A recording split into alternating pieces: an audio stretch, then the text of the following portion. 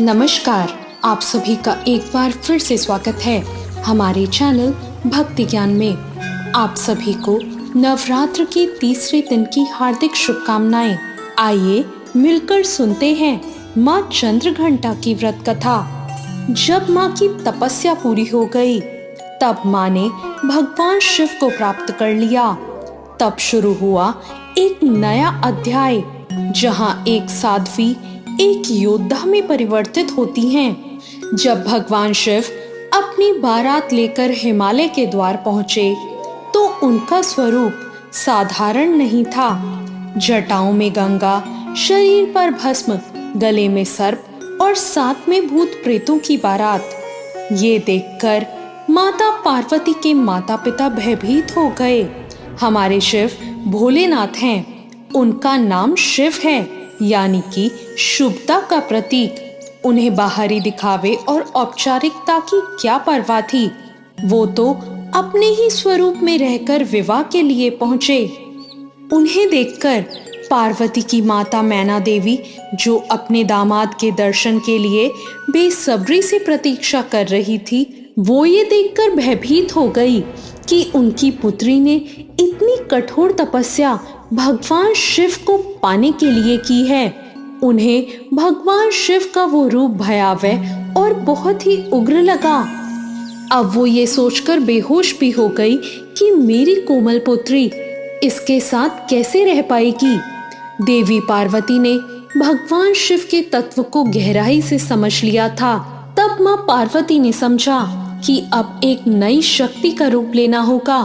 उन्होंने अपने भीतर की दिव्य ऊर्जा को जागृत किया और अचानक उनका रूप बदल गया।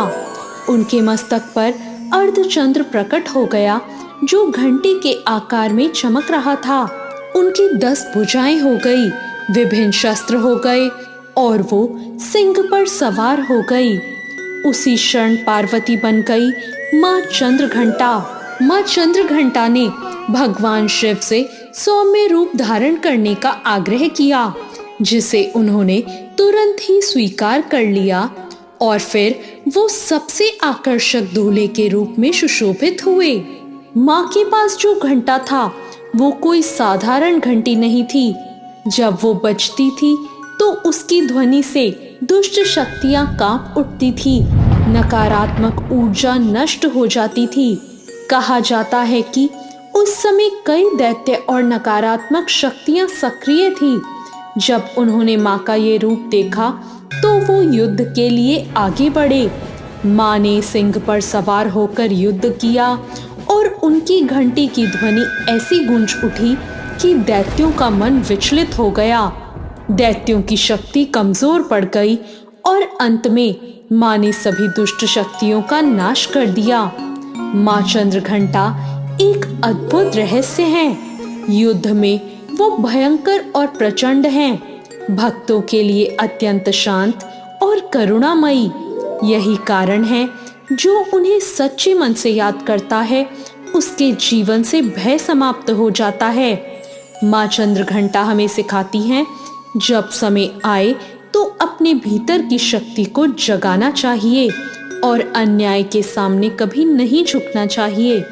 ऐसा भी कहा जाता है कि विवाह के बाद देवी पार्वती एक सौम्य नई दुल्हन के रूप में भगवान शिव के साथ गई। अब भगवान शिव अपने ध्यान में लीन थे। उसी बीच शिव और शक्ति के एक हो जाने से ताड़कासुर बेचैन हो गया और उसने अशांति फैलाने के लिए दुष्ट राक्षसों को भेजा। भगवान शिव गहन तपस्या में लीन थे। तब माता पार्वती ने दैत्यों से स्वतंत्र रूप से युद्ध करने का निर्णय लिया। देवी पार्वती ने चंद्रघंटा माँ का रूप लिया। देवी ने अपने घंटे को बजाया।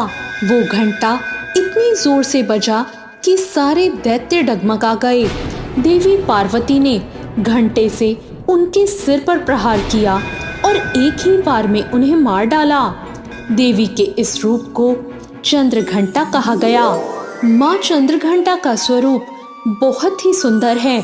माँ की 10 भुजाएं हैं। इनके हाथों में त्रिशूल, गदा, तलवार, कमल, धनुष बाण। मस्तक पर घंटी के आकार का अर्धचंद्र है। इनका वाहन सिंह है और माँ का रंग सोने के समान तेजस्वी है। माँ युद्ध के लिए तत्पर मुद्रा में विराजमान है, लेकिन भक्तों के लिए अत्यंत शांत हैं। माँ का वाहन सिंह दर्शाता है साहस, शक्ति और निर्भयता को। माँ की पूजा के लिए स्नान करके पीले रंग के स्वच्छ वस्त्र पहने, माँ की प्रतिमा को स्थापित करें, दीपक और धूप जलाएं, गंगा जल से शुद्धि करें, फूल और भोग अर्पित करें, माँ के मंत्रों का जाप करें और आखिर में आरती करें। माँ को गेंदे का फूल या पीले रंग का गुलाब चढ़ाया जाता है। माँ को पीला रंग प्रिय है। ये रंग ऊर्जा और शक्ति का प्रतीक है। माँ को दूध से बनी मिठाई चढ़ानी चाहिए। खीर, मक्खन, मिश्री का भोग माँ को लगाया जाता है। माना जाता है कि इससे मन की शांति और सुख मिलता है। माँ का बीज मंत्र है ओम देवी चंद्र घंटाए नमः। आंखें बंद करके माँ के आगे बैठकर माँ के सिंह रूप का ध्यान करें। अपनी समस्या माँ से कहें और अंत में माँ से विनती करें, हे माँ चंद्र घंटा, आप मेरी समस्या का हल कीजिए और माँ मेरे भय और बाधाओं को भी दूर कीजिए। माँ का आशीर्वाद पाने के लिए सच्चाई का साथ दें, किसी का बुरा ना करें और श्रद्धा से माँ की पूजा करें। ये देवी मणिपुर चक्र से जुड़ी हैं। अगर आपको डर लगता है या आप में आत्मविश्वास की कमी है, तो इसका मतलब आपका मणिपुर चक्र कमजोर है। अगर आप माँ चंद्र घंटा की पूजा करते हैं, तो आपका डर कम होता है, आत्मविश्वास बढ़ता है और आपका मणिपुर चक्र सक्रिय हो जाता है। माँ चंद्र घंटा आपके अंदर साहस पैदा करती हैं। माँ चंद्र घंटा हमें सिखाती हैं भक्ति के साथ साथ साहस होना भी बहुत जरूरी है। तो ये थी माँ चंद्र घंटा की कथा। आपको आज की ये कथा कैसी लगी, कमेंट करके जरूर बताएं। वीडियो को लाइक करें, शेयर करें और अभी तक मेरे चैनल भक्ति ज्ञान को सब्सक्राइब ना किया हो तो सब्सक्राइब करना ना भूलें। धन्यवाद।